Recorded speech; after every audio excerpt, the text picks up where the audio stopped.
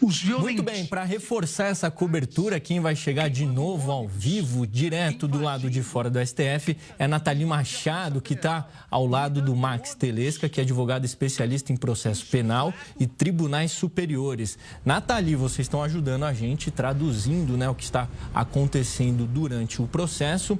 Eu já queria que o Max falasse sobre a questão que parece que tem uma faísca entre Fux e Alexandre de Moraes.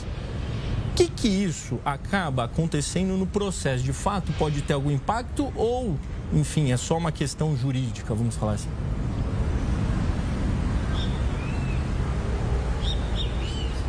Teve uma indisposição ali, né, doutor?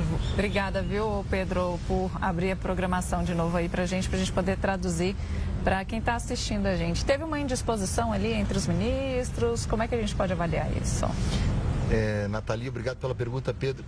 É normal, são normais esses comportamentos. Acontece as discussões, os ministros, eles têm um posicionamento cada um muito forte, são juristas com as suas posições. No caso específico do momento ali em que o ministro Fux fala com o ministro Alexandre de Moraes que não vai querer ser interrompido durante o voto dele, porque houve uma combinação anterior em que provavelmente seja em virtude de uma tentativa de enxugamento de tempo, enxugamento de votos, racionalidade de tempo, e o ministro talvez tenha se sentido, não gostou, enfim, por alguma questão, enfim. Mas anteriormente ele falou sobre a questão da preliminar, que ele se deteria na preliminar. Quando o ministro Alexandre de Moraes estava falando sobre as preliminares, o que são as preliminares? Elas antecedem isso que ele está fazendo agora, que o ministro agora está analisando o mérito, se é culpado ou inocente. Antes tem o julgamento das preliminares. O julgamento das preliminares antecede ao mérito e nesse julgamento são avaliadas questões processuais, nulidades, que podem interferir ou até obstaculizar o julgamento do mérito.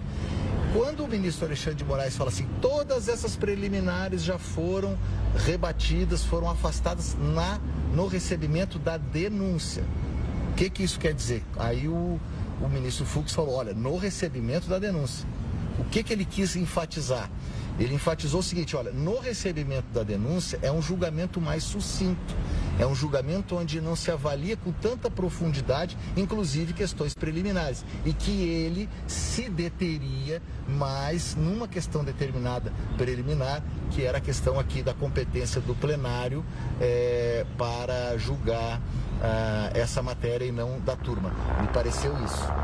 Ainda há essa possibilidade desse julgamento vir para o plenário ou não? Acho muito difícil. Só naquelas circunstâncias que nós anteriormente falamos, de uma questão que também é difícil, de 2 votos absolutórios de mérito levado, então, o processo pelo recurso de embargos infringentes. Doutora, havia uma previsão, uma especulação inicial de que o ministro Alexandre de Moraes concluiria o voto dele no período da manhã para Flávio Dino começar a falar no período da tarde. Como a gente disse anteriormente também, que não é uma ciência exata, o direito não tem uma fórmula, né, um horário correto, assim, enquadrado para eles.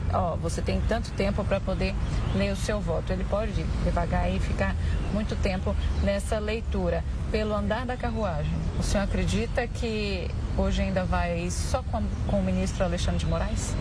Me parece que vai entrar, eles vão ter que fazer um necessário intervalo para o almoço, volta com o ministro Alexandre de Moraes ainda com o término do voto dele. Ele está no meio, está na metade.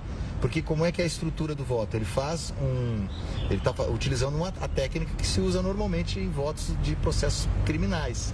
Ele faz um condensado de todas as ações e depois ele vai passar para a análise de cada uma das participações de cada um dos réus. Primeiro ele está explicando como se dá o enredo da trama.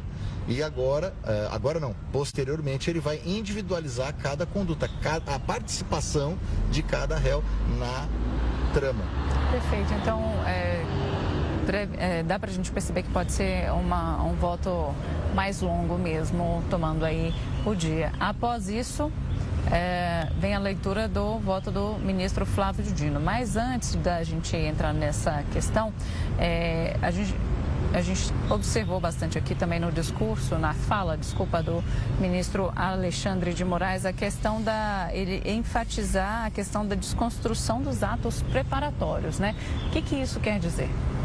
Só fazendo uma correção da fala anterior, eu falei que o ministro Zanin era o mais jovem, mas o mais jovem no Supremo é o ministro Flávio Dino. Na outra fala, ele é mais jovem em idade, mas não em permanência no Supremo. Sobre essa observação sua, qual é a principal tese defensiva de todos, né? Praticamente todos têm essa tese, que não houve uma consumação, que não passaram as pessoas que estão ali envolvidas nesses episódios de atos preparatórios. O ato preparatório não é punível no direito penal brasileiro. O ato preparatório, ele tem chama-se iter criminis, né? É um caminho que vai percorrendo a pessoa até chegar à consumação, desde o ato preparatório até a consumação. Os principais envolvidos, eles sustentam a inexistência de atos executórios. Então, o que o ministro Alexandre de Moraes tem feito nesse voto dele, que ele julga o mérito, está julgando o mérito? Ele tem enfatizado que cada um dos episódios, daquela coleção de episódios que inicia lá no dia 7 de setembro de 2021 até o dia 8 de janeiro de 2023, são atos executórios, que mostram a execução de crimes e não mera preparação. Perfeito, doutor. A gente segue aqui acompanhando, pessoal, esse desdobramento, a leitura do voto do relator, do ministro Alexandre de Moraes, e seguimos também com vocês aí ao longo da programação, Pedro, e a gente vai se falando. Com certeza, muito obrigado. É claro, a gente precisa entender e traduzir para quem está acompanhando a gente, né? Afinal, os olhos do Brasil e do mundo estão voltados para o STF. Obrigado novamente, Nathalie, e o Max, mais uma vez.